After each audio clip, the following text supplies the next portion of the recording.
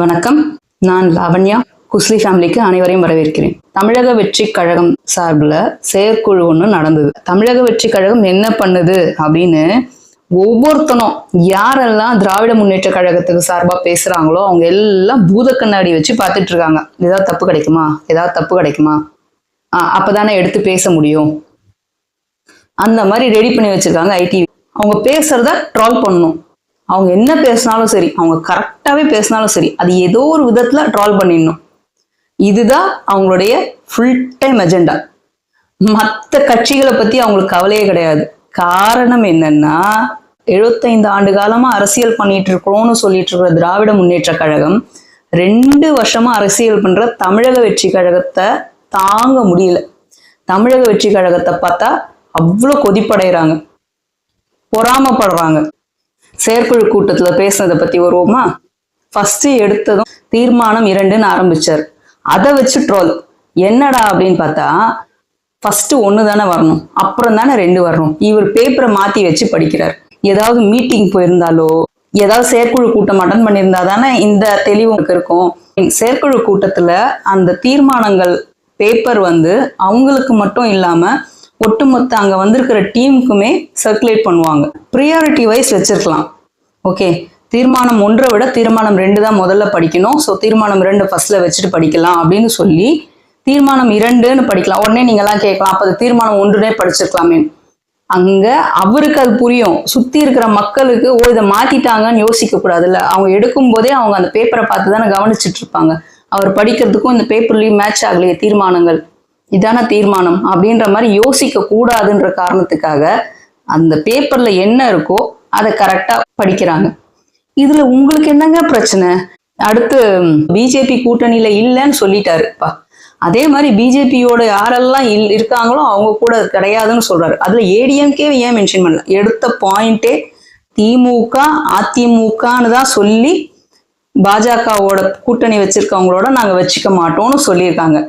அவங்க காதுல விழலையா என்னன்னு தெரியல. பிளவுவாத கட்சிகளோட கிடையாது, அதே போல அவங்க கூட கூட்டணி வச்சிருக்கவங்க கூட கிடையாதுன்னு சொல்லியாச்சு. இதுக்கு மேல உங்களுக்கு எப்படி சொல்லணும்? எடுத்து ஸ்பூன் ஃபீட் பண்ணணுமா? இந்தப்பா அதிமுக அப்படின்னு சொல்லணுமா? அடுத்த பாயிண்ட் என்ன சொல்றாரு? தந்தை பெரியாரையோ இல்ல அறிஞர் அண்ணாவையோ இவங்க பேரெல்லாம் யூஸ் பண்ணி அரசியல் செய்ய நினைச்சா பிஜேபி இதுல வெற்றி பெறாதுன்னு தெளிவா சொல்றாரு. இது எப்படி ட்விஸ்ட் பண்றாங்க? முருகன் மாநாட்டுல ஒரு ஸ்டேஜ் மேல ஒருத்தர் பேசுறாரு. ஒரு பெரிய ஸ்டேஜ் போட்டாச்சு. அதுல ஏடிஎம்கே இருக்காங்க, பிஜேபி ஆளுங்க இருக்காங்க. முதல்ல எனக்கு இதுல ஒரு பெரிய கொஸ்டின் மார்க் என்னன்னா, முருகன் மாநாடுன்னு ஆரம்பிச்சது யாரு? அது முருகன் மாநாடுன்னா முருகனுக்கான மட்டுமா இருக்கணும்ல. அதுல ஏன் கட்சிகளை உள்ள நுழைச்சாங்க? இதுக்கு எப்படி தமிழக அரசு அனுமதி கொடுத்தாங்க? வருதுங்களா? ஏன் தமிழக அரசு அப்போ கொடுக்கணும்? கடவுளையும் அரசியலையும் ஏன் சேர்க்குறீங்க அப்படின்னு கொஸ்டின் பண்ணியிருக்கலாம். இல்ல அரசியல் அங்க பேசுறதா இருந்தா செய்யாதீங்கன்னு தமிழக அரசு தடுத்திருக்கலாம். அப்புறம் உடனே எல்லாம் வந்துருவாங்க, யாரெல்லாம் டிஎம்கே சப்போர்ட்டோ எதுக்கு எடுத்தாலும் தமிழக அரசுன்னு சொல்லாதீங்கன்னு. உண்மைதானேங்க? கடவுள் விஷயத்துல எதுக்குங்க அரசியல் வருது? அதுக்கு தானேங்க இந்த பிஜேபியை கூட எல்லாரும் எதிர்க்கிறாங்க. தமிழக வெற்றி கழகத்துல எதிர்க்கிறதுக்கு காரணமே அதுதானே. மக்களை பிளவுபடுத்தி பார்க்காதீங்கன்றது தானே விஷயமே. இதை உட்காந்து ட்வீட் போடல, இதுக்கு எதிர்ப்பு தெரிவிக்கல. ஏன்னா கொள்கை தலைவர்கள் இவங்க எல்லாம் சொல்லியிருக்கீங்க, ஏன் குரல் கொடுக்கல விஜய் அவர்கள் அப்படின்னுட்டு ஆரம்பிச்சிங்க.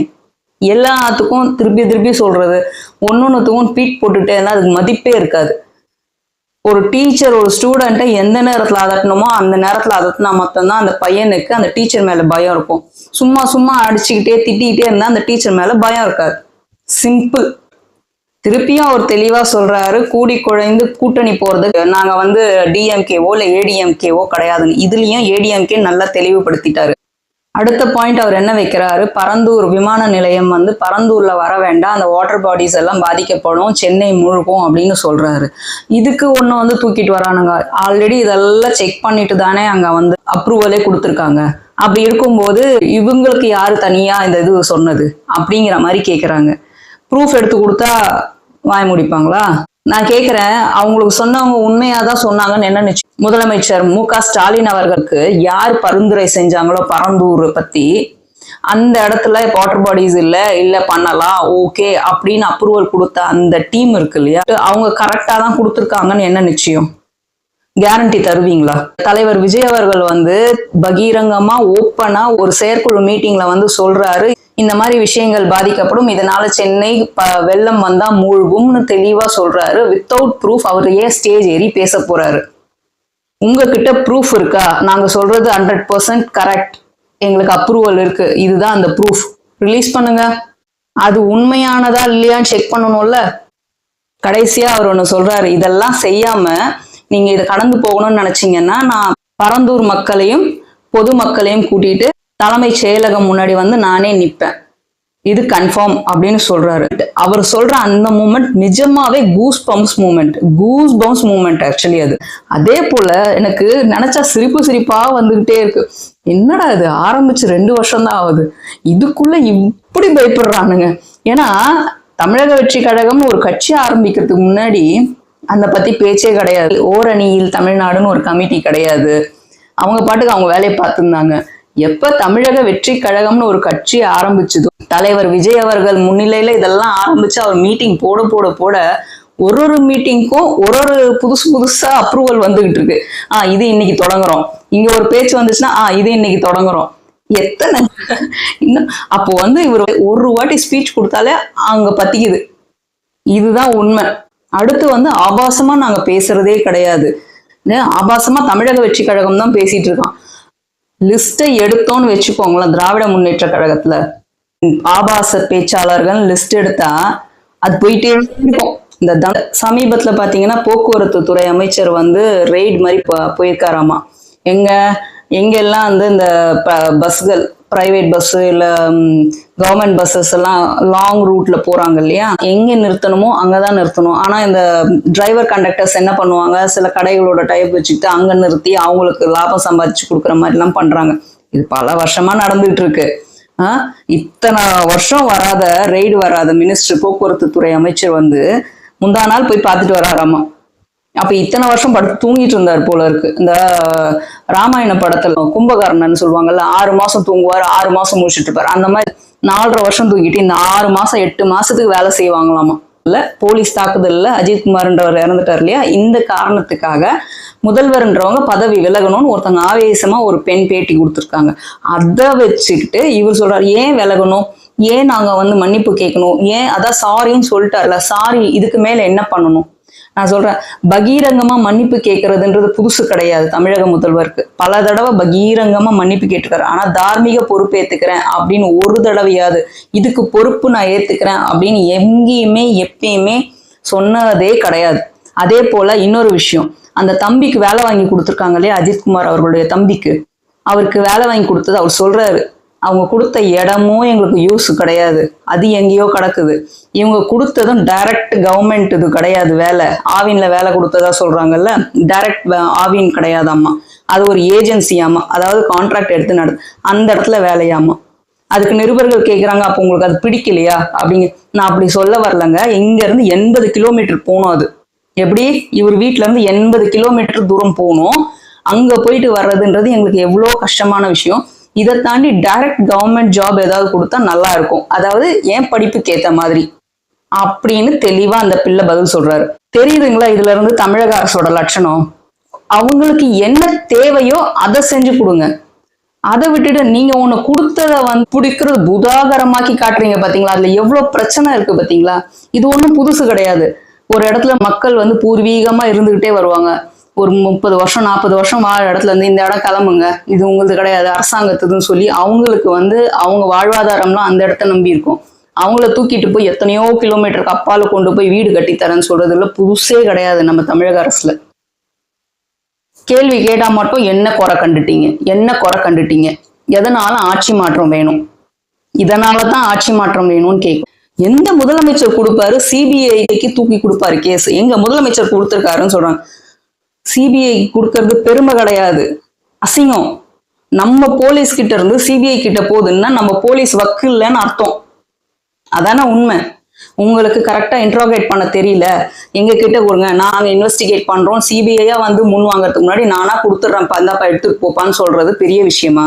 அதே போல சிபிஐ போன கேஸ் எல்லாமே சால்வ் ஆயிடுச்சா?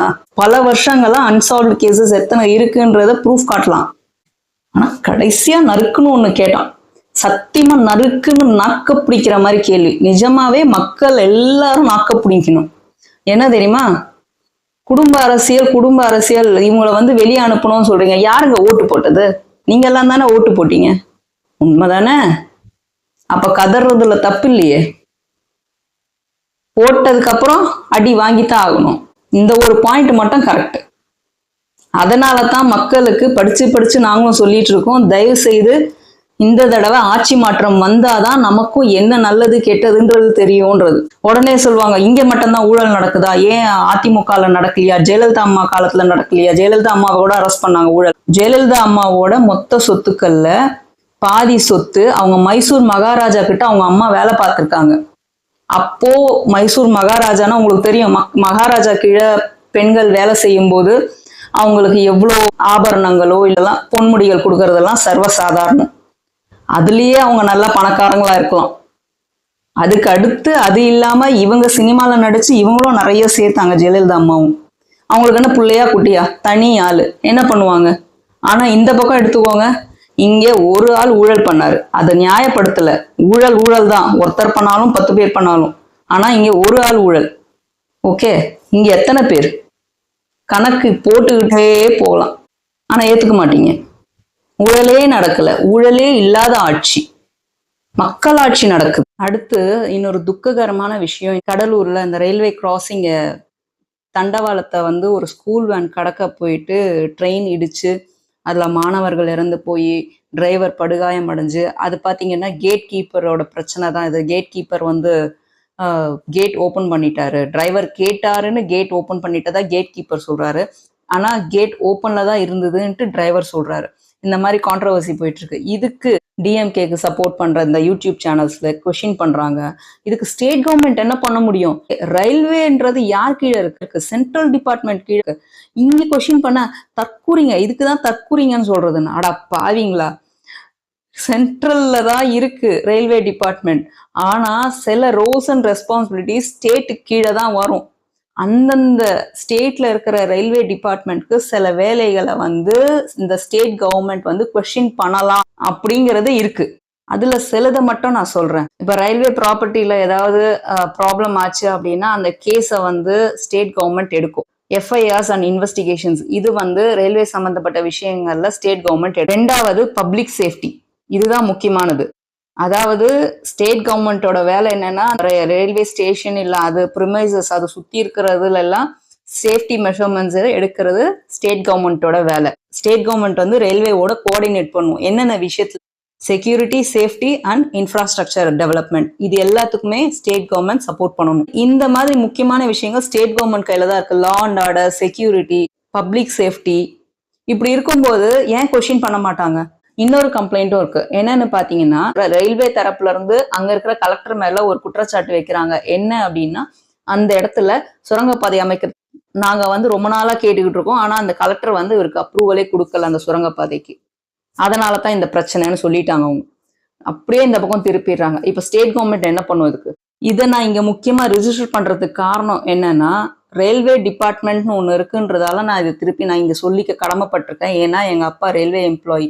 எல்லாம் 2004 வரைக்கும் இருக்கிற பேட்ச் எல்லாருக்குமே வந்து ரிட்டையர்ட் ஆனா பென்ஷன் உண்டுன்னு சொன்னாங்க சென்ட்ரல் ரயில்வே கவர்மெண்ட். ஆனா ஆஃப்டர் 2004 யாரெல்லாம் ஜாயின் பண்றாங்களோ அவங்களுக்கெல்லாம் பென்ஷன் கிடையாது. அதாவது வேலையில இருக்கும்போது எவ்வளவு வேணா நீங்க யூஸ் பண்ணிக்கலாம். அந்த அரியர்ஸ் கிடைக்கும், சேலரி கிடைக்கும், சேலரி இன்க்ரிமெண்ட் கிடைக்கும், எல்லாம் வரும், போனஸ் எல்லாமே வரும். ரயில்வே ஜாப்ல இருந்து ரிட்டையர் ஆன அப்புறம் பென்ஷன் கிடையாதுன்றது 2004க்கு அப்புறம் ஜாயின் பண்ற பேட்சுக்குன்னு சொல்லியாச்சு. அதுவே பெரிய இழப்பீடு தான். இன்னொன்னு நல்லா கவனிச்சு பாருங்க, இப்போ இந்த வட இந்தியர்கள் இல்லாத ரயில்வே டிபார்ட்மெண்ட்டே இல்லை. ஆனா பிஃபோர் 2000 வச்சுக்கோங்கன்னா, சவுத் இந்தியா சைட் பாத்தீங்கன்னா ஆந்திரா ஆளுங்க இருப்பாங்க. ஆர்பிஎஃப்பும் சரி, எத்தனை ஆர்பிஎஃப் எங்க சைட்ல எங்க ஊர்லயே நானே நிறைய பேர் பார்த்திருக்கேன். எங்க சொந்தக்காரங்களே ஆர்பிஎஃப் எல்லாம் இருந்திருக்காங்க. ஆந்திரா போனீங்கன்னா தெலுங்கு பேசுற ஆர்பிஎஃப் அந்த இடத்துல இன்சார்ஜ் எடுத்திருப்பாங்க ஸ்டேஷன்ல. அதே போல கர்நாடகா சைடு, அதே போல நம்ம தமிழ்நாடு சைடு தமிழ் பேசுறவங்க தான் ஆர்பிஎஃப் இருந்திருப்பாங்க. இப்போ பாத்தீங்கன்னா எல்லாம் ஹிந்தி பேசுறவங்க தான் இருக்காங்க ரயில்வே டிபார்ட்மெண்ட். தமிழ்நாட்டுக்கு டிக்கெட் கொடுக்குறவங்க கூட, இந்த டிக்கெட் கவுண்டர்ல உட்காந்துருக்கவங்க கூட ஹிந்தி தான் பேசினா, தமிழ் பேசினா புரியல. இப்படி எப்படி ரெக்ரூட் பண்றதுக்கு நம்ம தமிழக அரசு அலோ பண்ணுது? இதெல்லாம் கொஸ்டின் பண்ணலாம் இல்ல? நம்ம தமிழக அரசு என்ன பண்ணிருக்கலாம்? சாதாரணமா நம்ம மக்களுக்கு இங்க வாழ்வாதாரம் வேணும், ரயில்வேலையும் நம்ம மக்கள் இருக்கணும்னு நினைச்சிருந்தா இதுக்கு ஏதாவது முன் நடவடிக்கை எடுத்திருக்கலாம் இல்லையா? டிக்கெட் கவுண்டர்ல ஒருத்தன் ஹிந்தி பேசிட்டு இருக்கான், வர மக்களுக்கு, தமிழ் பேசுற மக்களுக்கு, அங்க ட்ரெயின்ல போறவங்க எல்லாம் யார் இருப்பாங்க? சாதாரண middle class, lower middle class இப்படி இருக்கிறவங்க தானே டிராவல் பண்றாங்க. அப்பர் மிடில் கிளாஸ் அழகா ஃபிளைட் பிடிச்சி போயிட்டே இருக்க போறாங்க. ஆனா இவங்க தானே அதிகம் இங்க. அப்ப இவங்களுக்கு அந்த வேலை வாழ்வாதாரம் வாங்கி கொடுக்கறதுக்கு என்ன பண்ணலாம்? எங்க தமிழ்நாட்டுல தமிழ் பேசுற ஆளுங்க தான் இந்த வேலைகள்ல இருக்கணும். சென்ட்ரல் கவர்மெண்டா இருந்தாலும் நம்ம தமிழ்நாட்டுல இருக்குன்னா அதுக்கு தமிழ் பேசுற ஆளுங்களை வைக்கலாமே. தமிழ் தெரிஞ்சாதானே நமக்கு சர்வ் பண்ண முடியும். ஒரு ரயில்வே டிபார்ட்மெண்ட்ல இருக்கிற அதிகாரியா இருந்தாலும் சரி, டிக்கெட் கவுண்டர்ல இருக்கிற அதிகாரியா இருந்தாலும் சரி, அதர் லாங்குவேஜ் பேசுறவங்கள வச்சா இங்க இருக்கிறவங்க என்ன பண்ணுவாங்க? இந்த மாதிரி விஷயங்கள் தான் தமிழ்நாடு அரசு கேள்வி கேட்க வைக்குது. எல்லாத்துலயும் நம்ம முன்ன இருக்கோம் சொல்லிட்டு இருக்கிறத விட, ஒரு அக்கா சொன்னாங்களே, அங்க 500 என்கவுண்டர்ஸ் நடக்குது, நம்மளதுல வெறும் 24 தானே நடக்குதுன்னு சொன்னாங்க பாத்தீங்களா? அந்த மாதிரிதான் இருக்கு. அங்க விட இங்க வேலை வாய்ப்பு ஜாஸ்தியா தானே இருக்கு, அட்ஜஸ்ட் பண்ணுங்கன்ற மாதிரி இருக்கு. ஆனா இதெல்லாம் சின்ன சின்ன விஷயங்கள், இதெல்லாம் சரி பண்ணோம்னா எத்தனையோ பேருக்கு வேலைகள் கிடைக்கும். எத்தனையோ குடும்பங்கள் கீழே இருந்து மேல் தட்டுக்கு போலனாலும் நடுத்தர மக்கள் தட்டுக்காவது வந்துருவாங்க. இதைத்தான் மக்கள் கேட்கிறாங்க. நீங்க மாசம் 1000 ரூபாய் கொடுத்து எங்களை இந்த 1000 ரூபாயை நம்பி இருக்கிற மாதிரி வைக்காம எங்களுக்கு ஒரு வாழ்வாதாரத்தை உயர்த்தி கொடுங்க. எத்தனை ஜாப் இருக்கு தெரியுமா அந்த ரயில்வே டிபார்ட்மெண்ட்ல? ஆனா இதெல்லாம் கேட்டா தற்கூரிகள், உங்களுக்கு திராவிட முன்னேற்ற கழகம்னா பிடிக்கல, இந்த கட்சி பிடிக்காததால தான் இப்படி பேசுறீங்க அப்படின்னு சொல்றீங்க. மக்களே தயவு செய்து யாரெல்லாம் பாக்குறீங்களோ அவங்க எல்லாம் தயவு செய்து யோசிச்சு பாருங்க. இதெல்லாம் பேசிக். இந்த இடத்துல நமக்கு ஏன் வேலை இல்லாம போகுது? இந்த மாதிரி எத்தனை வேலைகள் நம்ம கையை விட்டு நழுவி அடுத்தவங்களுக்கு போகுதுன்றது பாருங்க. இதெல்லாம் கேள்வி கேட்டுதான் ஆகணும். மேலும் பேசுவோம். நன்றி, வணக்கம்.